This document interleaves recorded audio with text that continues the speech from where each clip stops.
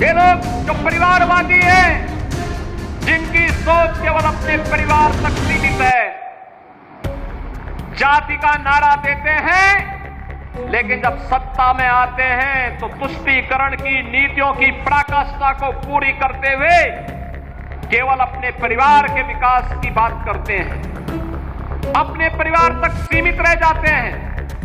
आपने देखा होगा जब 22 अप्रैल को पहलगांव में पर्यटकों पर हमला हुआ था, आतंकी हमला हुआ था, समाजवादी पार्टी के नेताओं के बयान किस किस प्रकार के बयान आते हैं, ये पता लगाने में ही कठिनाई होती है कभी कभी कि ये समाजवादी पार्टी के नेता बयान दे रहे हैं या कोई पाकिस्तान का प्रवक्ता बयान दे रहा है।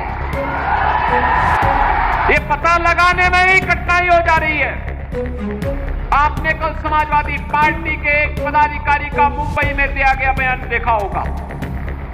इससे पहले कानपुर का एक नौजवान अपने परिवार के साथ गया था पहलगांव, स्वर्गीय शुभम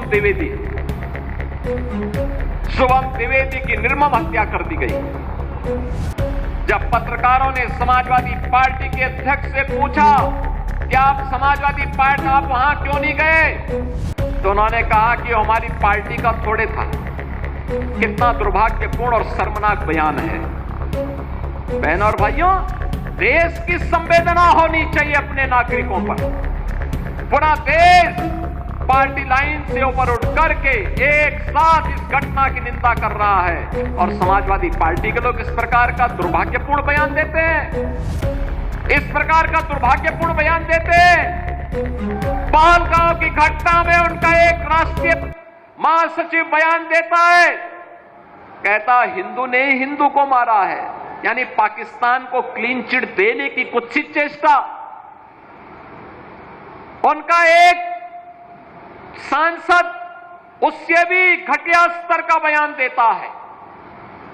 बहनों और भाइयों, जब भी जातिवाद की राजनीति होगी, जब भी विभाजनकारी राजनीति होगी, तो तुष्टीकरण की पराकाष्ठा को पार करते हुए आपकी सुरक्षा के साथ ऐसे ही खिलवाड़ करने का कुत्सित प्रयास करेंगे जैसे वर्तमान में कुछ कांग्रेस के नेता और समाजवादी पार्टी के नेता कर रहे हैं।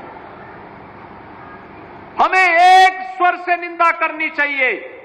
आतंकवाद के खिलाफ देश की लड़ाई प्रधानमंत्री मोदी जी के नेतृत्व में 144 करोड़ के भारत को एक स्वर से लड़ना चाहिए।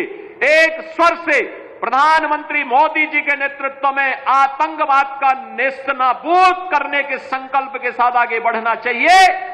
ये संकल्प के साथ अगर हम आगे बढ़ेंगे तो जैसे 10 वर्ष में आपने देश से आतंकवाद को, नक्सलवाद को, उग्रवाद को समाप्त होते हुए देखा होगा, ऐसे ही जो थोड़े तत्व अब सिर उठाने का प्रयास कर रहे हैं, इनके भी जहन्नुम में जाने के दिन बहुत शीघ्र सामने दिखाई देंगे।